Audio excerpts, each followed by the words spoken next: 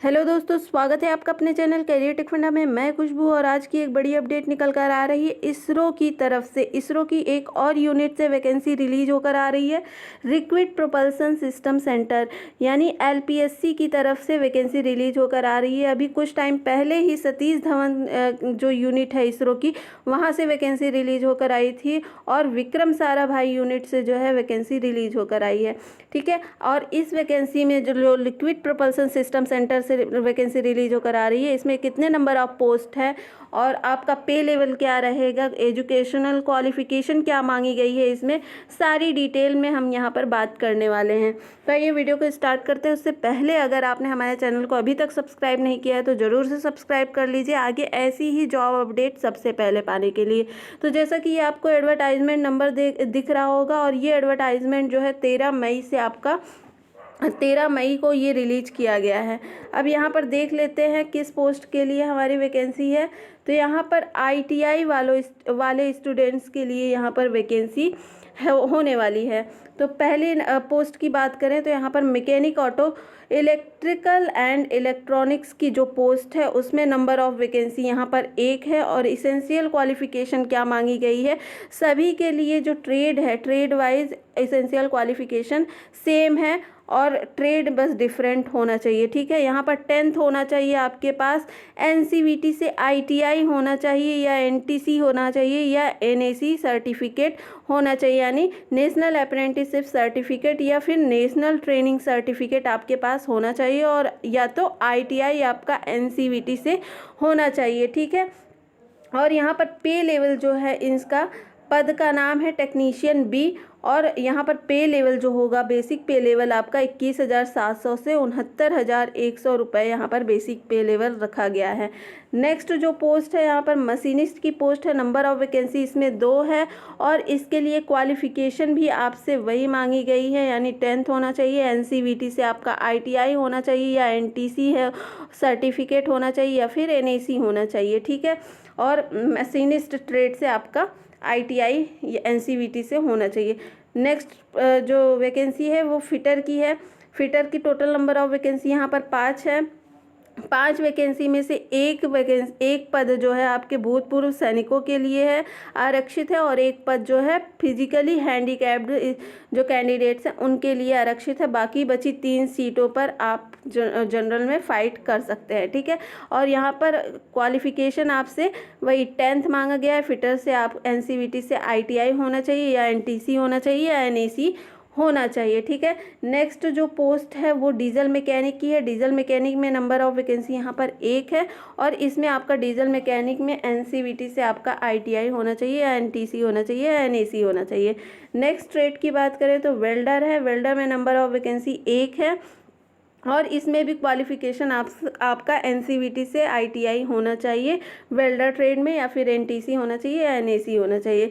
इलेक्ट्रोप्लेटर की यहाँ पर पोस्ट है और नंबर ऑफ वैकेंसी इसमें 1 है। ठीक है, नेक्स्ट यहाँ पर क्वालिफिकेशन सबकी सेम है। ठीक है, तो यहाँ पर रेफ्रिजरेशन एंड एयर कंडीशनिंग यानी आरएसी की अगर बात करें तो यहाँ पर नंबर ऑफ वैकेंसी 1 है। ठीक है, एजुकेशनल क्वालिफिकेशन आपका आरएसी में एनसीवीटी से आईटीआई होना चाहिए या फिर एनटीसी होना चाहिए या फिर एनएसी सर्टिफिकेट आपके पास होना चाहिए।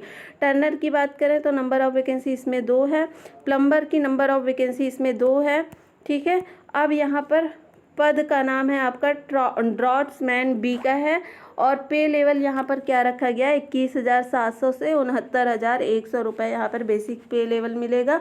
मैकेनिकल ड्रॉट्समैन की यहाँ पर वैकेंसी है। नंबर ऑफ पोस्ट वैकेंसी यहाँ पर 2 है और आपको इसमें क्वालिफिकेशन मांगा गया है 10th होना चाहिए और एनसीवीटी ड्रॉट्समैन मैकेनिकल से आपका आईटीआई होना चाहिए, एनटीसी सर्टिफिकेट या फिर एनएसी सर्टिफिकेट आपके पास होना चाहिए। नेक्स्ट वैकेंसी की बात कर लेते हैं। नेक्स्ट जो पोस्ट है वो भारी वाहन चालक ए की पोस्ट है, यानी हैवी व्हीकल ड्राइवर ए की पोस्ट है। यहाँ पर नंबर ऑफ वैकेंसी टोटल 5 है जिसमें से दो वैकेंसी जो है आपकी भूतपूर्व सैनिकों के लिए आरक्षित है, बाकी बची 3 वैकेंसी पर आप फाइट कर सकते हैं, ठीक है। और इसमें आपसे क्वालिफिकेशन क्या मांगा गया है, तो आपके पास 10th में या फिर मैट्रिक होना चाहिए और 5 वर्ष का यहाँ पर एक्सपीरियंस मांग लिया गया है हैवी व्हीकल ड्राइवर के लिए, ठीक है।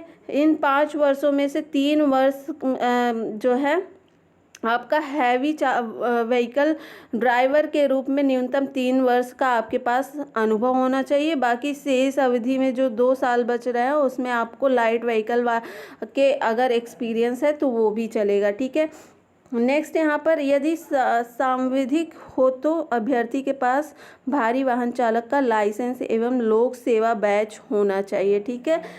हैवी व्हीकल ड्राइवर की आपके पास वो होना चाहिए, लाइसेंस होनी चाहिए। नेक्स्ट पोस्ट की बात कर लेते हैं, तो यहाँ पर लाइट व्हीकल ड्राइवर की पोस्ट है और इसमें टोटल नंबर ऑफ वैकेंसी की बात करें तो 3 वैकेंसी है और इसमें भी क्वालिफिकेशन आपसे 10th मैट्रिक या फिर आपके पास मैट्रिक होना चाहिए या 10th होना चाहिए और साथ ही साथ आपके पास लाइट व्हीकल जो है ड्राइवर के रूप में 3 साल का आपके पास अनुभव होना चाहिए, एक्सपीरियंस 3 साल का होना चाहिए और साथ ही साथ क्या होना चाहिए, आपके पास लाइट व्हीकल ड्राइवर की लाइसेंस होनी चाहिए, ठीक है।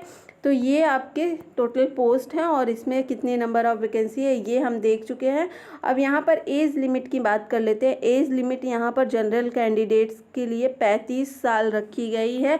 आपका 30 मई 2023 तक 35 साल तक जनरल कैंडिडेट्स की एज मान्य होगी, 35 साल से अधिक मान्य नहीं होगी। वहीं SC ST और OBC की बात करें तो SC ST को यहाँ पर जो है 5 साल का एज रिलैक्सेशन मिल जाएगा और जो OBC कैंडिडेट्स हैं उनको यहाँ पर 3 साल का एज रिलैक्सेशन मिल जाएगा, ठीक है। नेक्स्ट यहाँ पर हम बात करते हैं कि ये फॉर्म फिलअप होना कब से स्टार्ट होंगे, तो 16 मई से ये फॉर्म जो है 16 मई को 2 बजे से ये फॉर्म आपका एप्लीकेशन फिलअप होना स्टार्ट हो जाएगा और इसकी लास्ट डेट जो रखी गई है वो 30 मई तक आपके फॉर्म फिलअप होंगे, ठीक है। फॉर्म फिल करने के लिए आपको LPSC की जो ऑफिशियल वेबसाइट है, ठीक है, उस पर जाकर आपको फॉर्म फिल करने होंगे। तो ये रही आज की हमारी अपडेट, ठीक है, लिक्विड प्रोपल्सन सिस्टम सेंटर की। अब मिलते हैं नेक्स्ट वीडियो में नई अपडेट के साथ, तब तक के लिए बहुत बहुत धन्यवाद।